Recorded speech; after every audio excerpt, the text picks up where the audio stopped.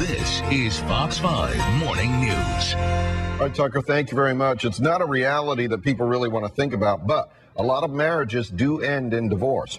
Beyond the immediate issues of attorney fees and child support, there are some financial issues that may come as a surprise. Samantha Fraelich Rohe is a certified financial planner and vice president at Bernard R. Wolfe Associates. I talked with her recently about figuring out you're facing the financial hurdles that you're facing with a divorce. Well, Samantha, thank you so much for joining us. I guess there's some irony here considering you just got married. Absolutely, about a month ago. Congratulations. Thank you very much. Not the topic you want to be thinking about right now, but it is important. And you know, almost 50% of couples, obviously, or marriages wind up in divorce, unfortunately. When we think about divorce, we think about finances. We tend to think about alimony and child support. But you say that there are a lot of other things that we have to consider as well. Yeah, so usually one person is moving out. You now have two households of expenses that you have to consider. So just that, a divorce doesn't happen overnight, unfortunately. It can take some time. So during the time that you're going through all the settlement proceedings, you're going to have to support two households. So you need to think about those kinds of expenses too.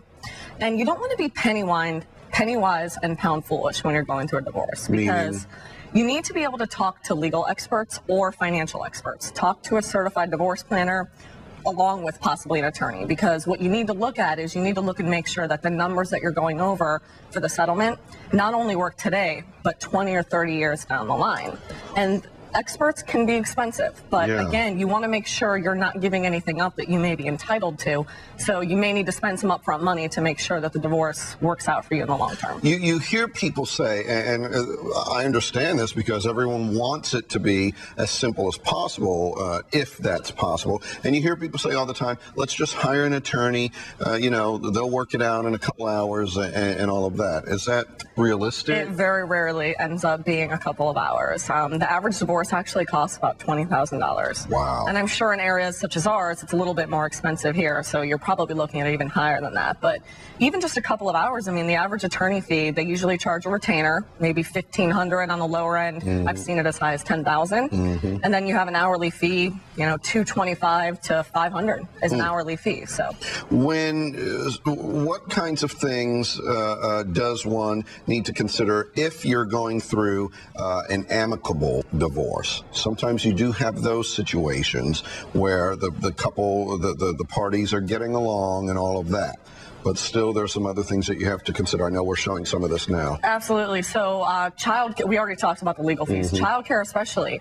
If you're going to be the one that is the primary head of household and taking care of the children, there's going to be a lot of expenses, even though you may get the alimony or the child support. How many times do your kids come up to you late at night and say, oh, I have team pictures tomorrow for cheerleading, or there are all these expenses that pop up. So if you're going to be the primary care holder for the children, you need to make sure that you're prepared to probably spend a lot more than what your child support's really going to pay for. So you've got to make sure, you have some emergency funds built up too, and that you're ready for those types of expenses, because you're not going to want to call your ex every other day and say, hey, Joe had soccer team fees and you owe me another $100. I mean, that's just not all that realistic, unfortunately. What can the tax liability be?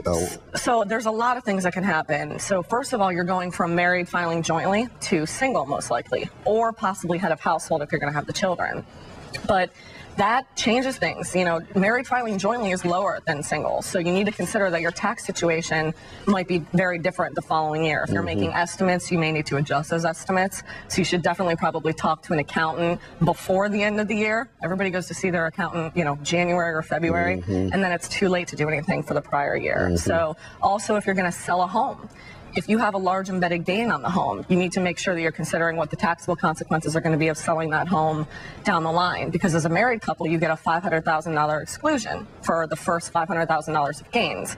You can still take advantage of that even if you sell the home later on. It's legal to do that, and the IRS allows it. So that's another reason why you need to talk to a professional. Make sure you're not giving up any tax benefits you could get too. In terms of other long-term issues, you mentioned you have to look 20, 30 years down the road. Are you talking about retirement retirement issues, insurance issues? Absolutely. So when you're married, you have two incomes usually during retirement, two sources of Social Security, hopefully two sets of retirement plans, or maybe even two pensions.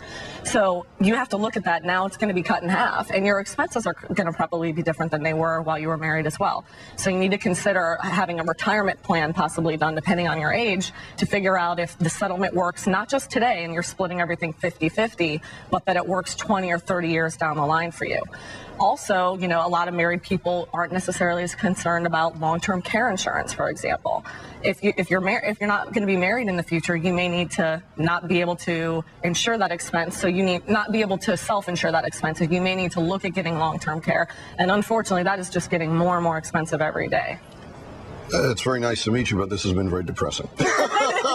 I know. It gets very complicated and can get very ugly. It's a tough time, and no one's usually better off after it, unfortunately, financially at least. That's too bad. And you're dealing with some very important issues during what is a very emotional time. Absolutely. As well. Samantha Fraelich Rohe is a certified financial planner and a VP at Bernard R. Wolfe Associates. Congratulations on the marriage. Thank you. Thank you for coming in. May the marriage be long and happy. I hope so. All right. Thank you.